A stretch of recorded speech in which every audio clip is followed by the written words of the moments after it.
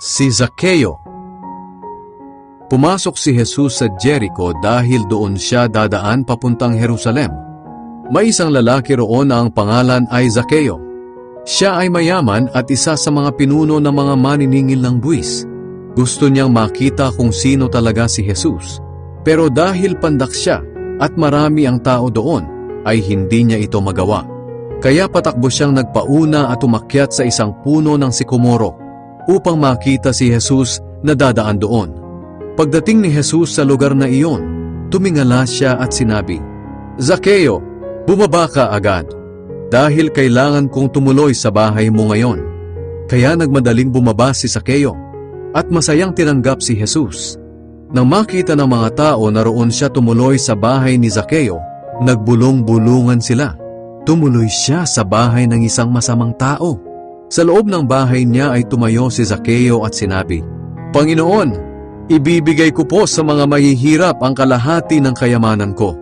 At kung may nadaya akong sinuman, babayaran ko ng 4 na beses ang kinuha ko sa kanya." Sinabi sa kanya ni Jesus, "Dumating na ngayon ang kaligtasan sa sambahayang ito, dahil siya ay mula rin sa lahi ni Abraham. Sapagkat ako na anak ng tao ay naparito upang hanapin at iligtas ang naliligaw." Ang talinghaga tungkol sa 3 alipin. Habang nakikinig ang mga tao, ikinuwento ni Jesus sa kanila ang isang talinghaga. Dahil malapit na sila sa Jerusalem at ang akala ng mga tao ay makikita na nila ang paghahari ng Diyos. Sinabi ni Jesus, "May isang kilala at mayamang tao na pumunta sa malayong lugar upang tanggapin ang autoridad bilang hari sa kanyang lugar. At pagkatapos nito'y babalik siya agad sa kanyang bayan. Bago siya umalis, tinawag niya ang 10 sa mga alipin niya at binigyan sila ng magkakaparehong halaga ng pera. Pagkatapos sinabi niya sa kanila, 'Gawin ninyo itong puhunan sa negosyo hanggang sa bumalik ako.' Pero ayaw sa kanya ng mga kababayan niya. Kaya pagkaalis niya, nagpadala sila ng mga kinatawan doon sa pupuntahan niya para sabihin sa kinauukulan na ayaw nila na maghari siya sa kanila. Pero ginawa pa rin siyang hari. Nang makauwi na siya sa bayan niya, ipinatawag niya ang 10 alipin na binigyan niya ng puhunan para malaman kung magkano ang tinubo ng bawat isa. Lumapit sa kanya ang una at sinabi, "Ang perang ibinigay niyo sa akin ay tumubo po ng 10. Sinabi ng hari, "Magaling, mabuti kang alipin. At dahil naging tapat ka sa kakaunting ipinagkatiwala sa iyo, pamamahalain kita sa 10 lungsod." Lumapit ang ikalawa at nagsabi, "Ang pera po na ibinigay niyo sa akin ay tumubo ng 5. Sinabi ng hari, "Mamamahala ka sa 5 lungsod."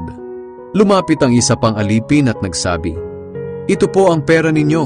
Pinalot ko po sa isang panyo dahil natatakot ako sa inyo. Alam ko kasing mabagsik kayo.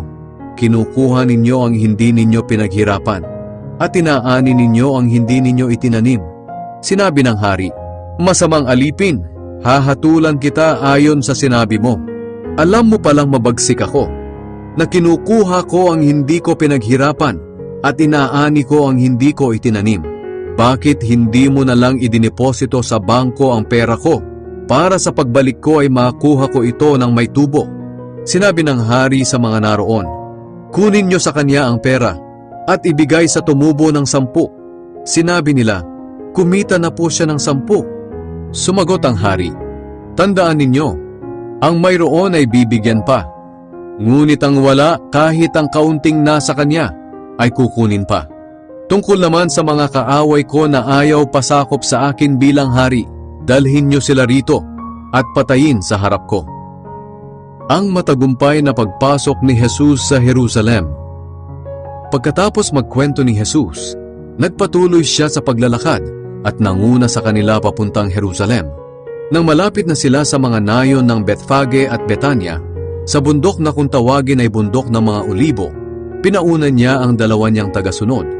Sinabi niya sa kanila, "Pumunta kayo sa susunod na nayon. Pagpasok niyo roon, makikita ninyo ang isang batang asno na nakatali. Hindi pa ito nasasakyan ng kahit sino. Kalagan ninyo at dalhin dito.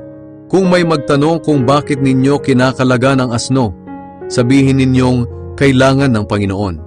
Kaya lumakad ang dalawang inutusan at nakakita nga sila ng asno ayon sa sinabi ni Jesus. Nang kinakalagan na nila ang asno, tinanong sila ng mga may-ari, "Bakit ninyo kinakalagan iyan?" Sumagot sila, "Kailangan ito ng Panginoon." Dinala nila ang asno kay Jesus at isinapin nila ang kanilang mga balabal sa likod ng asno at pinasakay si Jesus. Habang nakasakay siya sa asno papuntang Jerusalem, inilatag ng mga tao ang kanilang mga balabal sa dadaanan niya. Nang pababa na siya sa bundok ng mga Olibo at malapit na sa Jerusalem, nagsigawan sa tuwa ang lahat ng tagasunod niya at nagpuri ng malakas sa Diyos dahil sa mga himalang nasaksihan nila. Sinabi nila, "Pinagpala ng Panginoon ang haring kanyang ipinadala. Mayroon na tayong magandang relasyon sa Diyos. Purihin ang Diyos sa langit." Sinabi sa kanya ng ilang pariseyong kasama ng karamihan, "Guro, sawayin mo ang mga tagasunod mo." Pero sinagot sila ni Jesus, "Sinasabi ko sa inyo, kung tatahimik sila, ang mga bato na ang sisigaw ng papuri." Umiyak si Jesus para sa mga taga-Jerusalem. Nang malapit na si Jesus sa Jerusalem at nakita niya ang lungsod, umiyak siya para sa mga taga roon. Sinabi niya, "Sana nalaman ninyo sa araw na ito kung ano ang makapagbibigay sa inyo ng kapayapaan. Ngunit natakpan ang inyong pangunawa. Darating ang araw na papaligiran kayo ng kuta ng inyong mga kaaway. Palilibutan nila kayo at kabi-kabilang lulusubin. Lilipulin nila kayo at ang inyong mga anak at wawasakin nila ang lungsod ninyo. Wala silang iiwang bato na magkapatong. Mangyayari ang lahat ng ito sa inyo dahil binaliwala ninyo ang araw ng pagliligtas sa inyo ng Diyos." Ang pagmamalasakit ni Jesus sa templo. Pagdating nila sa Jerusalem, pumunta si Jesus sa templo at itinaboy niya ang mga nagtitinda roon. Sinabi niya sa kanila, "Sinasabi ng Diyos sa kasulatan, ang aking bahay ay bahay panalanginan, ngunit ginawa ninyong pugad ng mga tulisan." Nagtuturo si Jesus sa templo araw-araw, habang pinagsisikapan naman ng mga namamahalang pari, mga tagapagturo ng kautusan, at ng mga pinuno ng bayan na patayin siya. Pero wala silang makitang paraan upang maisagawa ito dahil nakikinig ng mabuti ang mga tao sa mga itinuturo niya.